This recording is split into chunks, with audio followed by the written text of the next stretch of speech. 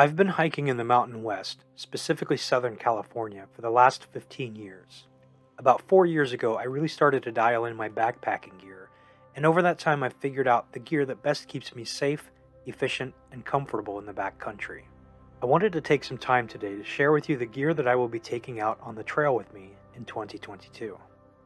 In the description of this video, there's a link to my lighter pack, which gives more details on each item, including a link to the manufacturer's or retailer's webpage, as well as weights of each item. Because of some physical limitations, I found that I operate best with an ultralight base weight, and my current gear list comes in just under 9 pounds. If you like to carry a bit more on the trail, that's okay. Hopefully you can still take away a few pointers from my gear loadout.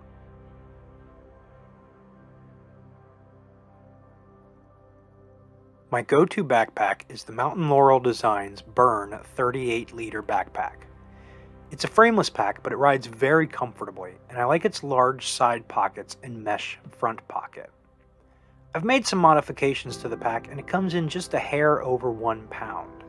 The padding on the shoulder straps is comfortable, and I really like its slim profile, especially when dealing with any sort of technical terrain. It's made of waterproof Dyneema composite fabric, though it is not seam sealed. It closes with a roll top enclosure, which I really like, and it has an adjustable Y-strap in case you need to carry anything on top of the pack, such as a sit pad, sleeping pad, or even a bear canister. Overall, I love its comfort to weight ratio. It's not my first frameless pack, but it's definitely my most comfortable one. I line it with a Nylofume bag. Now the pack is made of waterproof Dyneema composite fabric, but it isn't seam sealed, so I use the Nylofume bag to keep my down quilt dry, as well as anything else that I'm concerned about getting wet.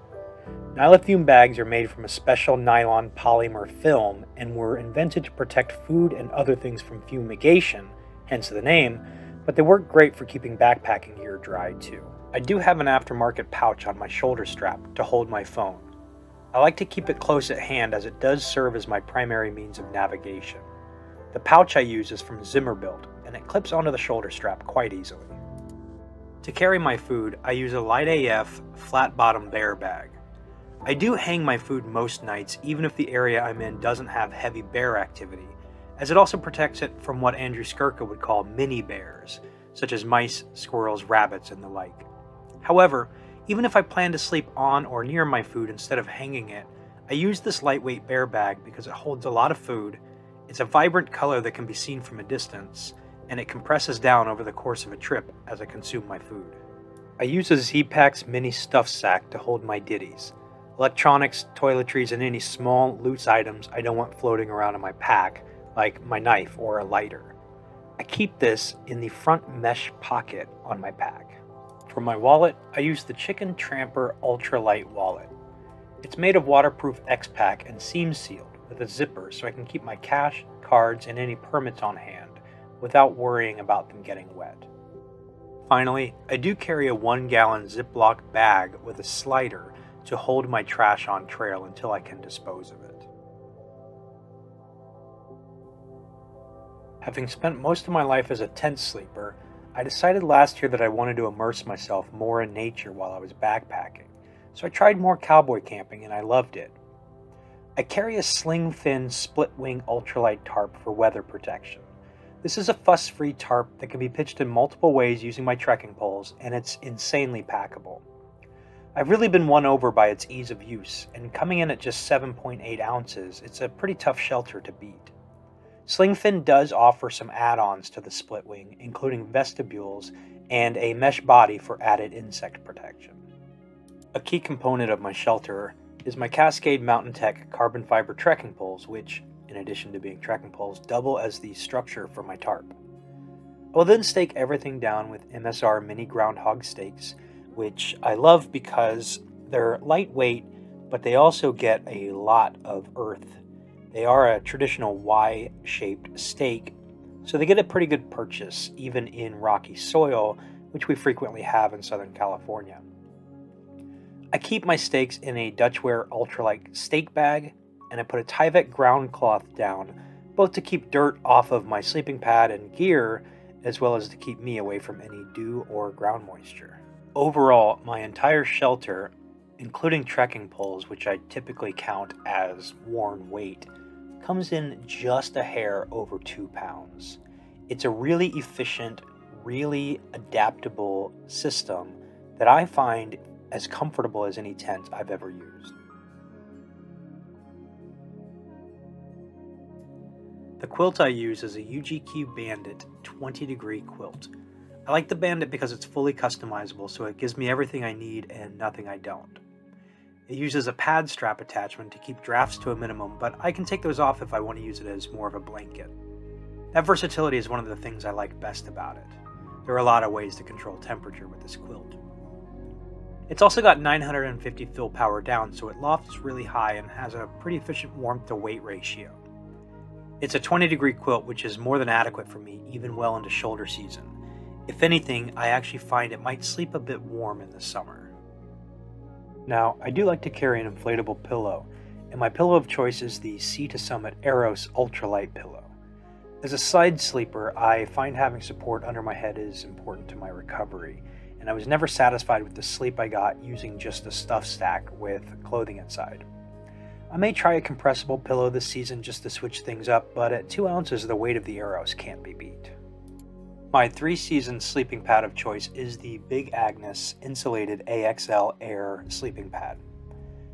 As far as warmth to weight ratio, this thing can't really be beat. As a side sleeper, I appreciate the loft it gives me. It's got about 4 inches up off the ground, so my hip doesn't hit the ground beneath me. It's very hard to find an inflatable pad that's true for, but this one delivers. Now, deeper into shoulder season, I would probably switch to my Thermarest Neo Air X Therm, just because this pad, while super light and super lofty, doesn't really sleep very warm. So for that additional warmth, if I needed it, I would probably use my X Therm.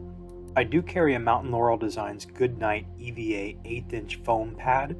This is a multi-use piece for me. I use it as a sit pad throughout the day, and at night I actually put it underneath my regular sleeping pad. It creates enough friction to keep my pad from sliding around on my ground cloth. It's got a 0.4 R value, so it does also give me some additional warmth, which is a nice side benefit.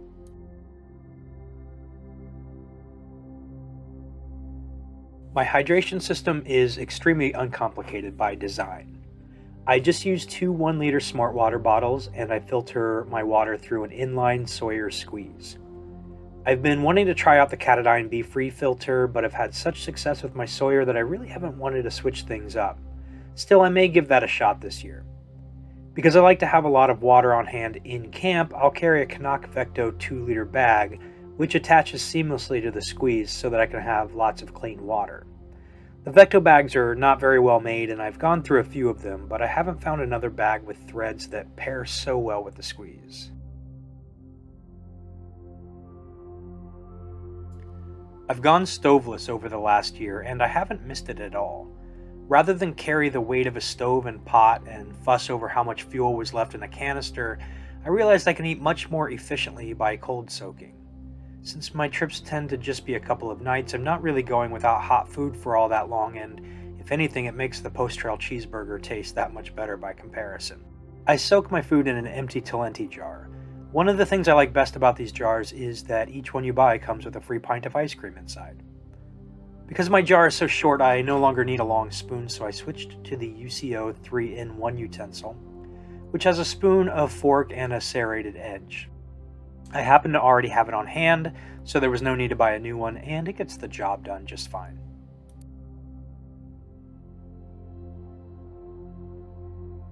I used the Nightcore NU25 headlamp. It's a rechargeable lamp with a 360 lumen output and a red light function. It recharges fully in about 2 hours, and you can lock it for stowing. For me, headlamps are primarily for in-camp and emergencies, as my hikes rarely extend into the night, so weight is really the biggest factor for me, and this one delivers. I use a shock cord modification for the headband, which lightens this lamp up even more, and it gives a lot of bang for the buck.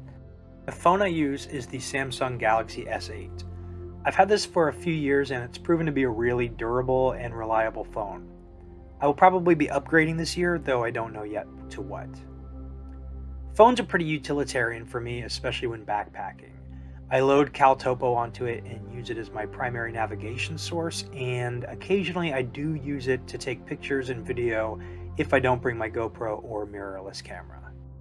To keep everything charged, I use an Anker PowerCore 10,000 milliamp hour battery bank, and I bring along a USB to USB-C cable. My headlamp is a micro USB, but I'm rarely out long enough or using my headlamp often enough to need a recharge inside of a single trip. I bring a Garmin InReach mini satellite communicator, which I use to check in periodically with the folks back home, as well as to signal for help if anything were to ever go south. Since I'm rarely too deep in the backcountry, this is a bit of a luxury item for me, but the peace of mind for both me and my loved ones is well worth the weight penalty.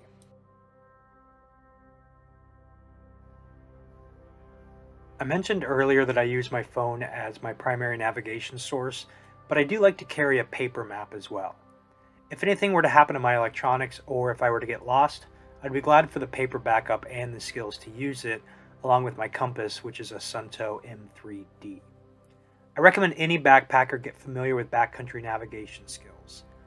My map company of choice is Tom Harrison Maps, but I've been known to use other companies as well as a number of custom maps.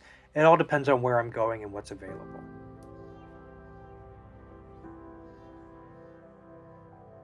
Okay, so clothing. I'm going to do an entire video on clothing, but real quickly, this is my go suit or my primary everyday worn clothing. I wear a mesh trucker cap for ventilation and because it can keep all of my hooded gear up.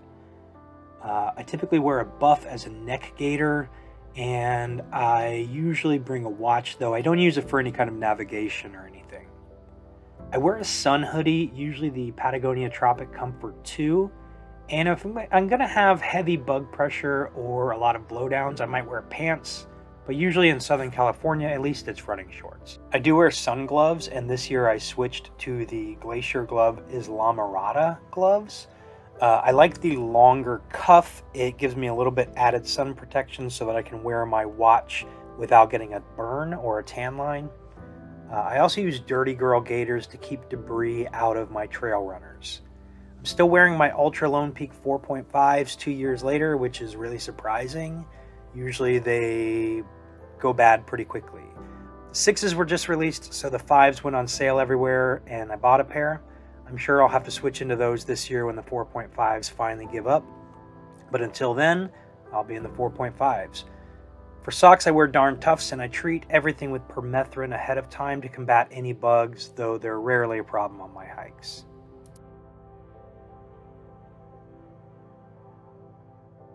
I received a Patagonia Houdini Air as a gift a couple of months ago, and it quickly became my preferred shell top. I was able to test it out in a lot of different conditions this winter and was really impressed by how well it let moisture escape while keeping precipitation out. It also sheds wind really well, making it a very versatile addition to my kit. If I were to go on a trip where I was expecting a lot of inclement weather, I would probably upgrade to a more robust shell, but for most of my 3-season needs, this more than fits the bill. My insulating layer of choice is the Mountain Hardwear Ghost Whisperer down hoodie. This is a stop piece for me, worn either in camp or while on breaks. If it's a particularly cold night, I can wear this in my quilt as well. It weighs just over 8 ounces and keeps me as warm as many of my much heavier down jackets. This has been a mainstay of my backpacking kit. I've tried switching to fleeces such as the Melanzana Grid Stop hoodie in the past, but none of them have performed nearly as well as this down hoodie.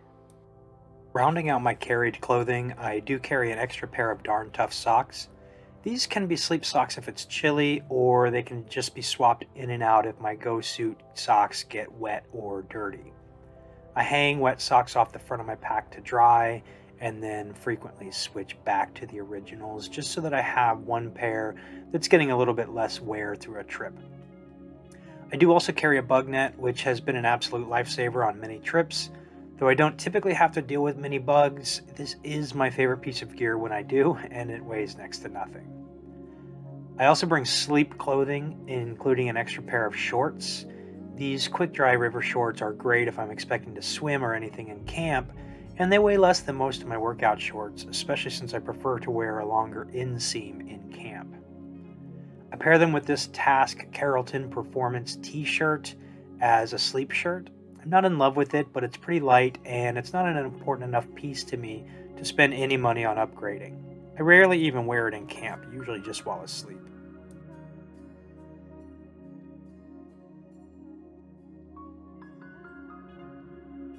That brings us to the last and probably honestly least part of the gear list, which is my first aid kit and hygiene. I won't spend too much time here, but you can check the lighter pack link if you're really interested. For first aid, I focus on things I can actually fix on trail, so I primarily just bring pills, bandages, and blister prevention. In addition to hygiene, I do have some recovery aids, such as a Urology mini cork ball that I use to roll out my muscles at the end of the day. And this area also includes my poop kit, my knife, and a fire starter, in my case, a mini Bic lighter. Okay, so that concludes my 2022 Ultralight backpacking gear list. As mentioned, this kit is pretty dialed into the areas I typically backpack, and I swap items out if I hike in terrain that doesn't match their capabilities. Wherever you are and whatever your base weight, I hope you found this video informative, and if you did, please click the thumbs up button as it does help the channel. Leave any questions in the comments below and I'd be happy to answer them. Either way, I hope 2022 brings you new hikes and new heights. Thanks for watching.